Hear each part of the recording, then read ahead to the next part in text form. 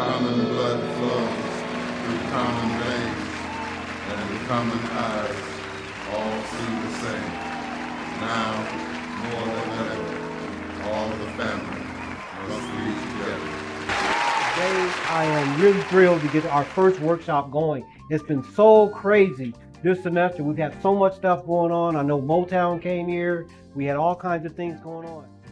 We're finally getting to our first workshop, and if you can see the list of workshops that we actually have, it starts off with self-esteem.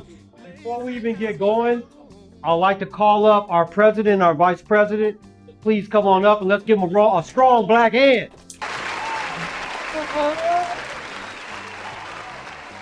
All right, I just wanted to acknowledge you two brothers. I know they were going to speak on our next meeting. They told me that they weren't going to speak today, but I want to acknowledge Brother Chance and also Brother Logan. So let's give it up for those two brothers for keeping us going.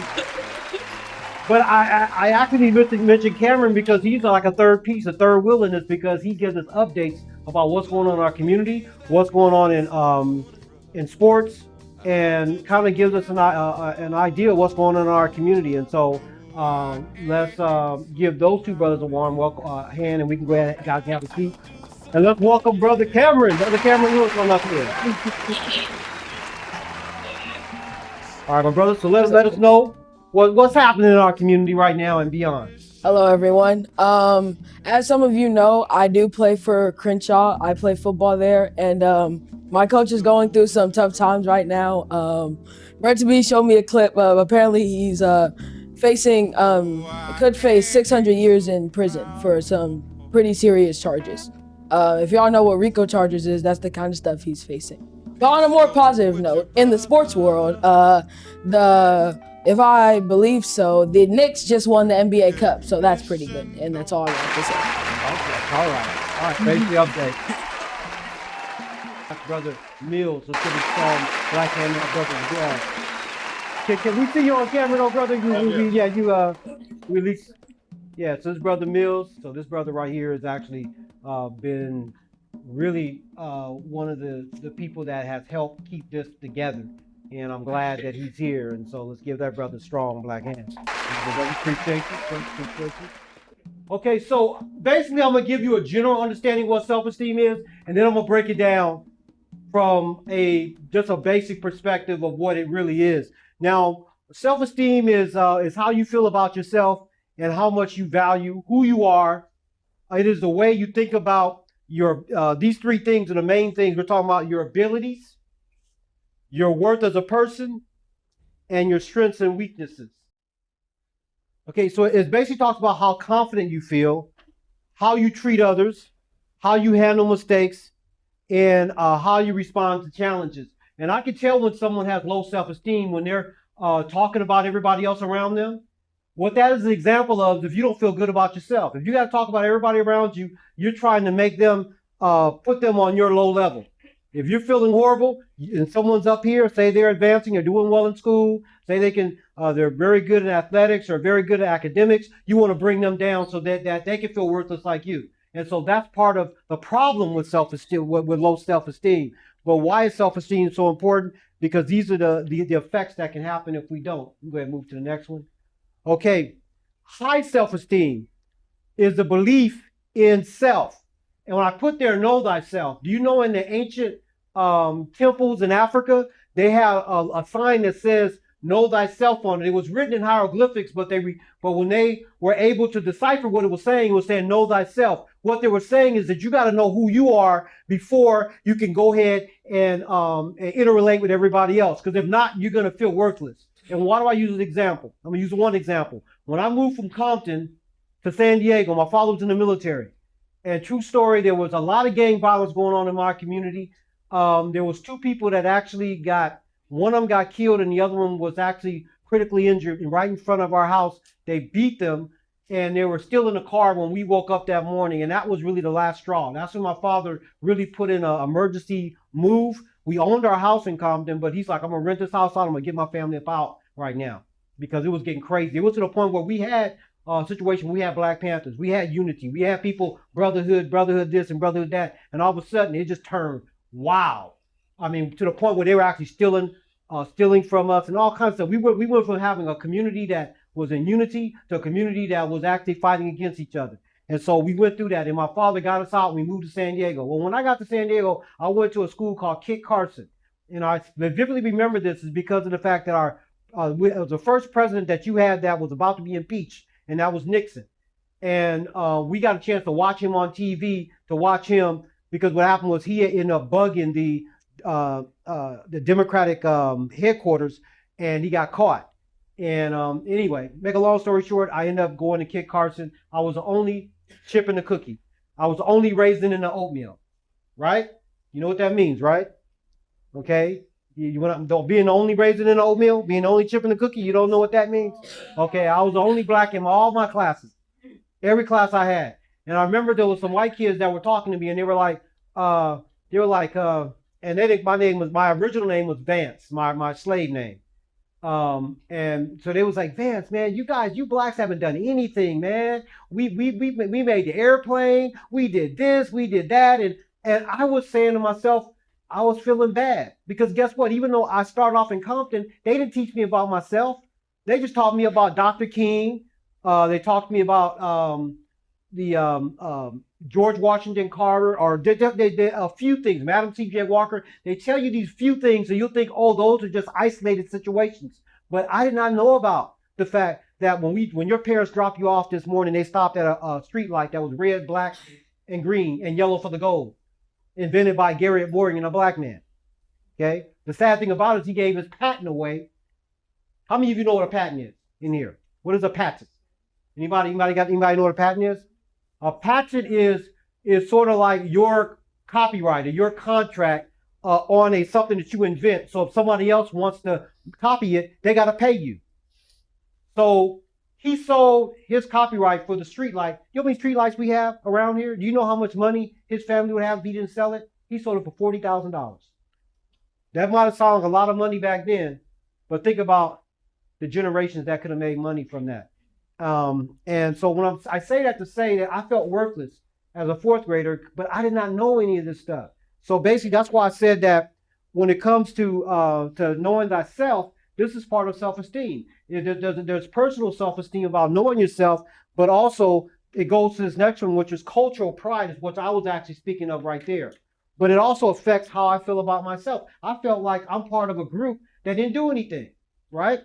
And then another part of high self-esteem is how you handle mistakes. If you got high self-esteem, if you make a mistake, you'll be like, oh, it's my bad. Just like I was talking to a student earlier about owning your mistakes. If you make a mistake, own it. We have adults that are actually that do not want to admit their mistakes. They'll be to a point where they'll make mistakes, and you're gonna meet people like that. But don't try to be an adult like them. Just know that that's something that you don't want to copy. If you see someone that's in denial, you don't want to be like them. Okay, that's like someone telling me I'm bald, and I said, no, I'm not. I got hair. It's just clothes. Okay, that's me not owning and not being realistic. How you respond to challenges. Say, for instance, somebody comes at you a little off. How you gonna respond? You gonna just go off and just lose it and tear up the whole room? I was looking. Somebody sent me a clip on IG. This one lady was at the Social Security office, and someone cheated her on her check, and she went off and took the computers and threw them at people and just lost it. She just was just like, they were just like, everybody backed up, just lose it, and they cannot home themselves in. My point is, listen, you got to get to a point where when you start getting upset, you gotta be able to check yourself at the very, very beginning. Because I'm gonna tell you right now, the last time a person took me out of my character, and I did go there. A person took me out of character, and I'm sharing this with you so it doesn't happen to you.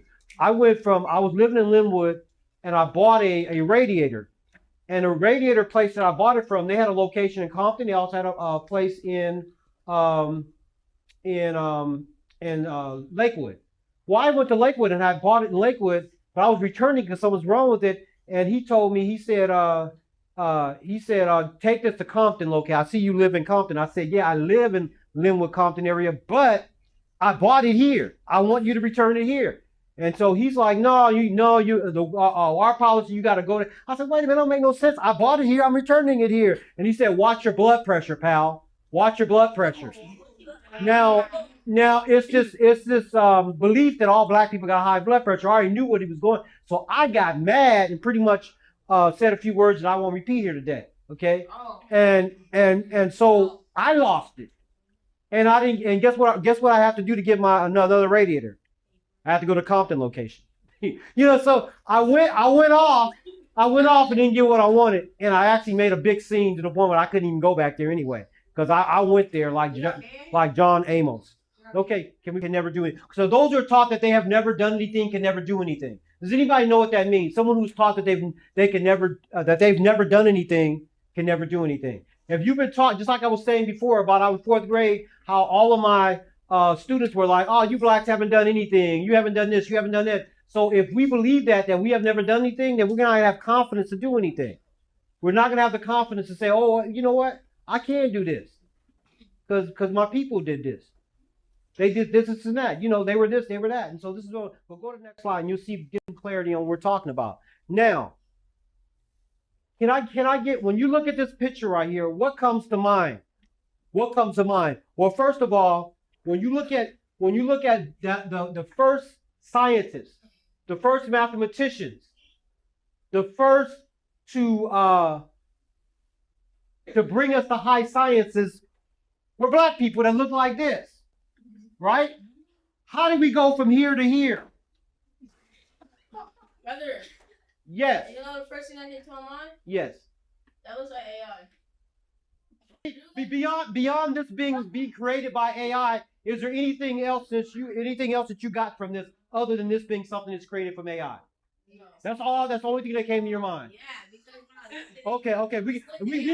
We have to think beyond where it was created. We have to think about the message that we're seeing here. So that's what I want you to look at and try. You might not think of it now, but think of the message instead of trying to make a joke about this is AI.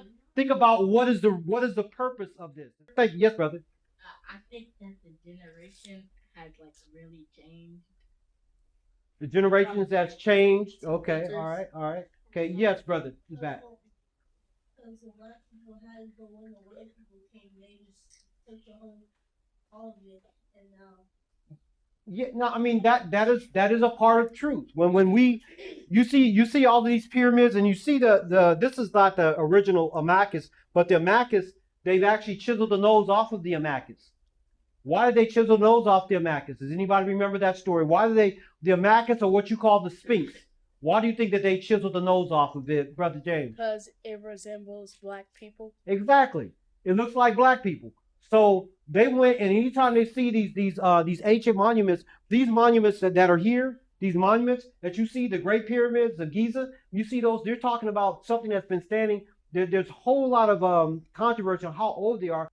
Okay. Matter of fact, the Sphinx or the Hamakis, the Sphinx actually there's erosion around the neck area, showing you that one time it was underwater. So showing you that whole area actually changed, and a lot of areas have changed. That's why next time you go to a map, look at Greenland. Greenland is ice, and Iceland is green. Yes. Look at it next time. Next time you go to a map, look at Greenland, look at Iceland. A lot of catastrophes, a lot of things have changed over the years. But yes, so yes, brother, this was created on AI. But the purpose of me creating this and putting the prompts in so that I can get this is because I want you to see where we've come from and where we end up. And this is sad how when we were on this level right here, we were teaching the world. There was a University of Luxor. There's a book that we have called What They Never Told You in History Class. And in this book, it talks about how here black people were teaching everybody. People from Europe come to learn from black people. We're the teachers.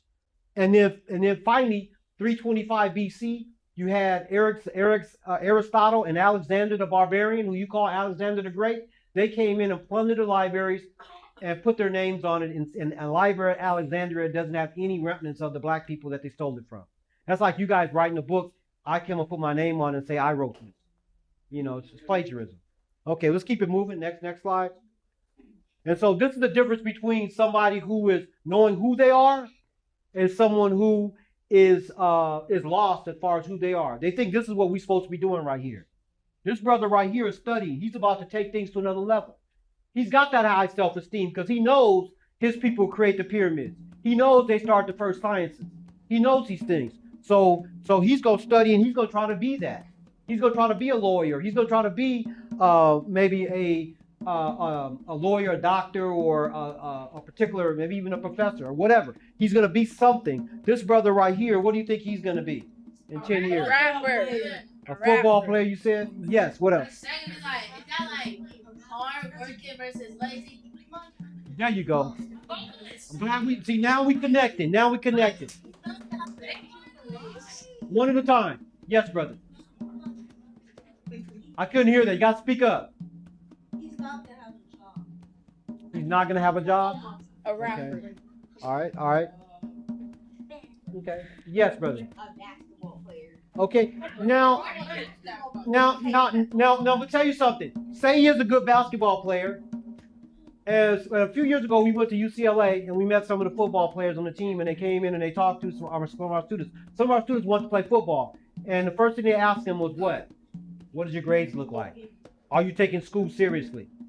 Because guess what? If they have two players, one is say if they rank them 1 to 10, and they got one of them that's 9, the other one's like a 7. But the one that's a 9 is getting poor grades, but the one in the 7 is getting great grades. Which one do you think they're gonna take? 7. They're gonna take him because they know that person that they don't have to worry about the fact that we got a game going on, and now we got our best player we want to play, and we can't play him because he getting F's. He failed the dummy class, you know.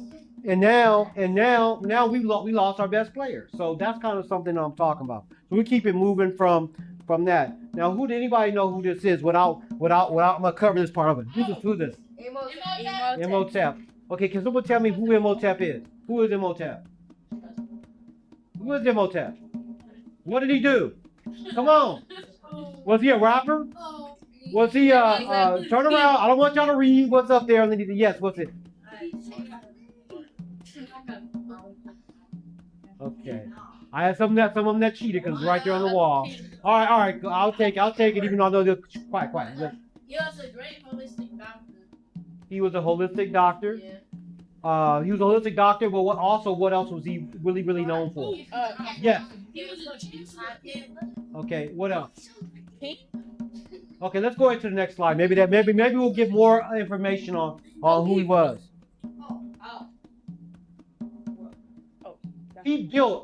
He built the first step pyramid, and it was Pharaoh Djoser. Sometimes they call him King Djoser. He actually built it for him, and he was the pharaoh at the time. And Imhotep was the architect of this pyramid, and this pyramid is still standing today. They're talking about 2700 BC. You're talking about thousands of years, and you have houses that are falling over after 100, 150 years. But black people, for some reason, had the ability to build something that will last. Not just throwing something up. Okay, let's go ahead and move on to our next slide. Okay, now, this right here is Pharaoh Djoser and Imhotep. And this right here is about 5 miles from here. It's really not that far from here. If we were to go to Crenshaw Boulevard, right down here, make a right, go down all the way, not much longer than 5, probably about maybe closer to maybe 8 miles. But anyway, we're gonna go straight down Crenshaw, going north. Once we get to Wilshire, we make a left, drive down maybe a few blocks, and there's this place called the Scottish Rite Masonic Temple on 4357 Wilshire Boulevard, and it has a picture of King Djoser and Imhotep. We pass that all the time and don't even realize that our history, our culture is right there. It's showing you that a black man is the father of medicine, and this is a pharaoh. I mean, they're giving homage to a black man. Now, so what is that saying? That means that these are white people that actually have this building. So that means certain white people know who we are. They know that when they see you, they know that your people built the pyramids. That's why there's a lot of pressure on us. Why do you think there's so much pressure on black people? It's not because they think we're thugs and we're stupid. A lot of them know who you are. They don't want you in a particular position because they put you in a position you're going to rise amongst everybody. You're so creative. You're so smart. You're like, nah, we ain't going to have that person. Nah, they ain't going to come work. I ain't going to put them over this department because they'll be able to run everything. So that's the kind of things you have to look at. Okay, go ahead, brother. We'll go to the next one. Okay, go to the next one. Okay, Now that brother that was studying right here, he could be this brother right here, Dr. Charles Drew. Does anybody know who he is? Can someone tell me who is Charles Drew? They even have a university named after him at a school. Okay, what did he do? What did he do? He was a blood storage pioneer. Yeah, we can see that down there. So blood storage pioneer. So what made him a blood storage pioneer? What did he do? How did he help? How did he help? Dedication. Okay, let's keep it serious. We're not just joking. Now, obviously, I have at the bottom here a title that says what he blood storage pioneer. But yes, what he did was when they had wars, especially World War II, they had a lot of soldiers that were being killed because they were losing blood. What he found out is that they can get blood transfusions with not just using all of the blood, but just using the plasma of the blood, and it can last longer. So they can get it to the front lines, and he saved many, many lives. And the Red Cross, a lot of times the people know about the Red Cross. You give blood there. They're always coming into communities when there's also suffering going on, health problems and things like that. Well, the Red Cross is their storage bank. He's the one that created. He created the whole system. And what's so sad is whenever they have commercials on Red Cross, they never show him at all. They don't even talk about it. So this is why we do these things, to bring these people up. Right now, you guys, all you guys is president. All y'all president. Okay, I don't claim him, but all y'all president is actually taking away all of the black accomplishments and all of the things that we've done, even erasing accomplishments like this, so that we won't even know what we've done. Okay, let's keep it down. Remember, we are taping. Go ahead to the next one. Okay, now when you come to black people, we're old people. We can go all the way back.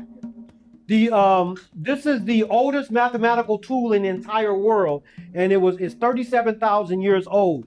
And this was found in Africa. It was actually found in the southern part of Africa, and near Swaziland, near South Africa. And this is this is a measuring tool. So when they made it seem like black people were nothing but primitive, not knowing any of the sciences, when they found out that, wait a minute, this makes sense, and they found out that it was actually a calendar that they had on a baboon bone.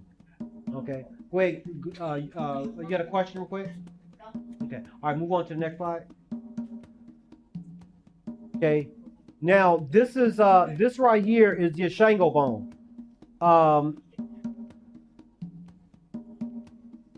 It is the second oldest mathematical tool, and this one right here is actually 20,000 years old. And this was found near Uganda, Congo, near Uganda. And so we go back. We're talking about 20,000 years ago. I mean, you think about how long that is.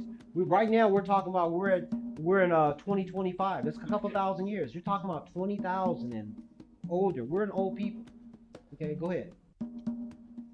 Okay, now ancient math. Some of you walked in this door here and you looked on the wall, and you see on the wall there, I'm talking about when you first outside the door, if you see on that wall there the display, that's a display that my students did last year, and the Moscow papyrus is 1850 BC. It's the oldest papyrus. The word papyrus, what word do you think came from papyrus? Paper. Paper. That's where paper came from, the word papyrus. And it's a tree that they actually get it from, which we can go on another time. But when you have a pyramid, there's a cone that's on top, but the frustum is like the trunket part. And to find out the volume, problem number 14. Problem number 14 actually talked about that. Okay, go to the next one, brother. Okay, now this is what I'm talking about. This is the mathematical papyrus that my students, they did a problem. Each one of them did a problem using the math that's involved. It's algebra that they use in order to find the value. And if you look at the formula there, the formula actually involves some steps, to get there. Well, guess what they said? They said those black people, they didn't figure that out themselves, because they saw on the side here. You probably can't see on this picture, but it says 56.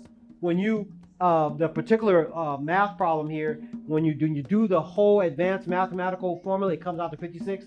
And they were saying that it's a coincidence, or or yeah, they just a coincidence that they got the right answer. But it involves all this algebra, showing you that we created algebra because you couldn't even do it without it. Just like pyramids, you can't build pyramids without algebra and geometry, showing you that black people were the first to do that. Why am I saying this? Because this is part of cultural pride. This is part of you having a high self-esteem for who you are and where you came from. Because remember, there are going to be some people that are going to tell you that you ain't had nothing to do with this. The black people are different people. That those people and black people, well, they're different than you. But your blood, the blood that was flowing through their veins is flowing through ours as well. So let's go ahead. Let's go to the next one. Okay, this is the second oldest mass papyrus that exists in the world, and it's also there on the board there.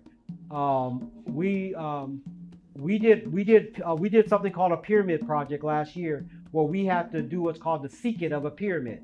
To seek the pyramid is finding out the slope. Why would you have to know the slope? Was because so that when you're building a pyramid, each slope has to be exactly the same all the way around. It's like that all around. And so you got to know the slope. So that's what they did. So there's a formula that we use. It came from this Almosis papyrus. It was problem 56 and 57 that we used in there. Okay, we'll keep it moving. And this is actually problem 57 that we use in order to find out the secant of the pyramid or the slope of the pyramid. So what happened was each one of my students, what they did was they picked up their own pyramid out and they did the secant by using the formula here to find out the slope. Yes. Are we gonna do a papyrus problem this year? Yeah, we will be. We will be. I want to do both papyrus problems, both from the Moscow and from the Ren papyrus, most definitely. Okay, go ahead to the next one. Black origins of STEM. I want everybody to put their head up. No one should be sleeping on this because you're not going to get this information anywhere else. When you have Mr. McFarland in public school, he's not going to teach you this. He's going to teach you that white people invented the pyramids. He's going to teach you that black people have done nothing. So take advantage of the time you do have a brother in front of you. Go ahead, next one.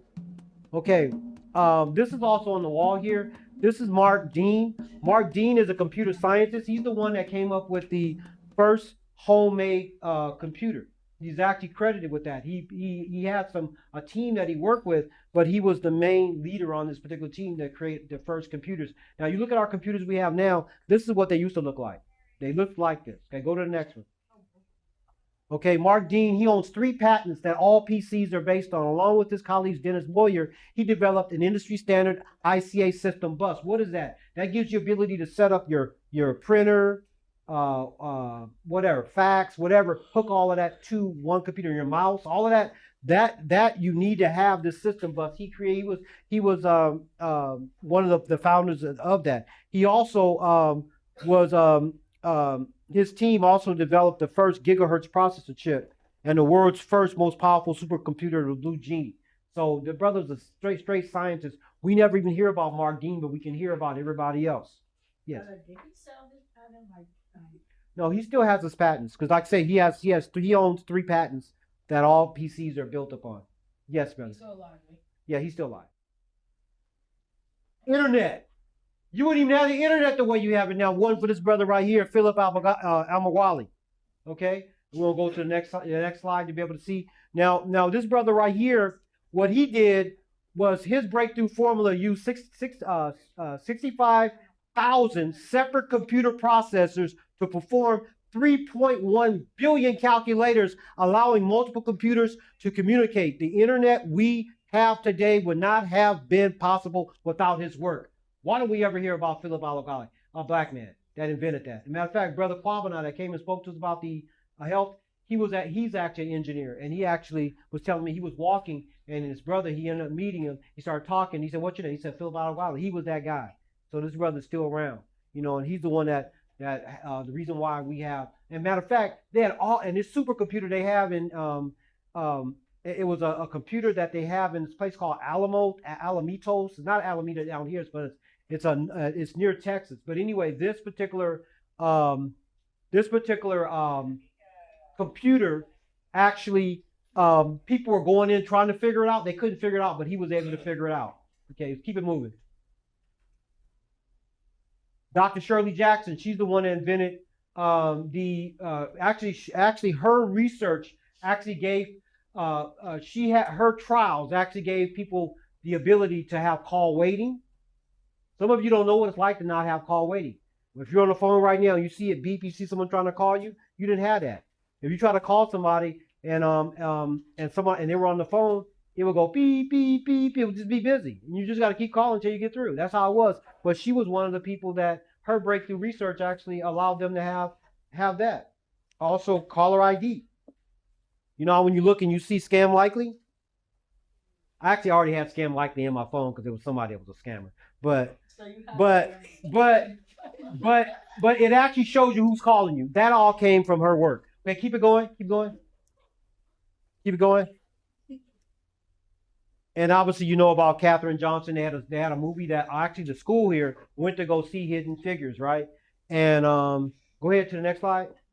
And she successfully calculated the math necessary for astronauts to orbit the Earth and make a successful landing. Her mathematical skills were immaculate. She would correct mathematical calculations by other computer technicians on a regular basis. Her calculations were the only ones with the full confidence of NASA to make a successful landing. So they didn't want to even go up if they didn't have her. So go to the next one. Lonnie Johnson, Super Soaker. How many of you guys know that he invented the Super Soaker, our brother? And you can see he has it in his hand. Well, this brother right here, he built a robot, a remote control robot, a 4 foot, like 4.5 foot robot, remote control at 10 years old. So this brother, I mean, he's so you can start very early in what they call STEM.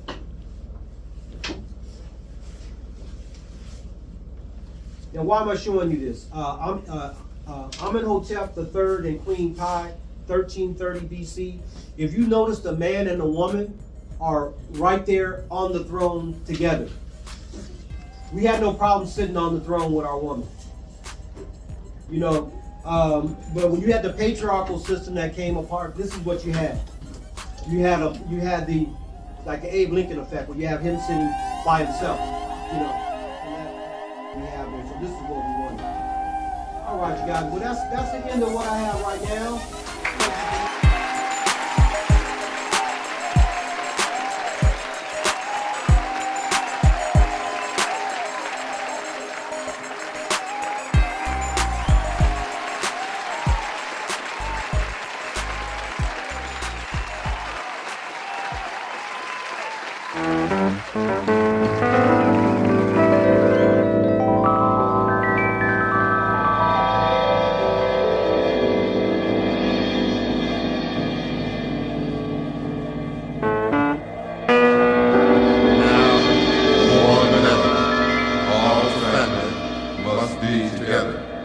Every brother, everywhere, feels that time is in the air. Common blood flows through common veins, and the common eyes all see the same. Now, more than ever, all the family must be together. Peace go with your brother.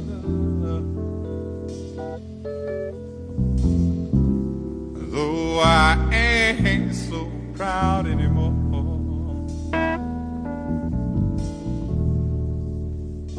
Peace go with your brother. Recognition don't come cheap anymore. You my lawyer, you my doctor, yeah, but somehow you forgot about me. And now when I see you, all I can say is peace.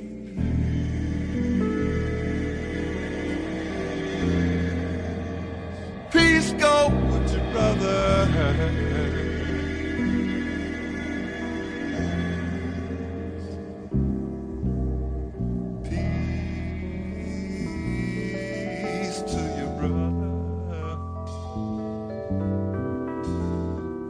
Don't seem to matter much now, just what I say.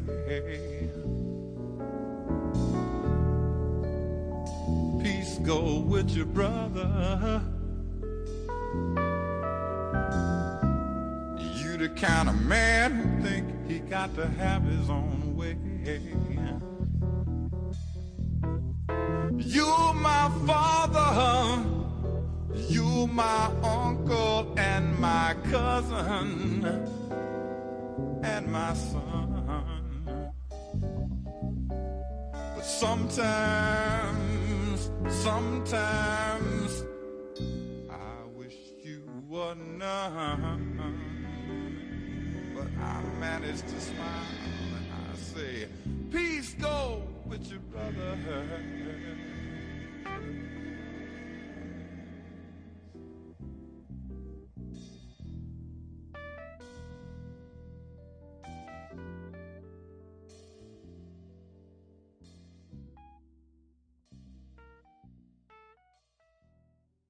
Common blood flows through common veins, and the common eyes all see the same. Now, more than ever, all the family must be together.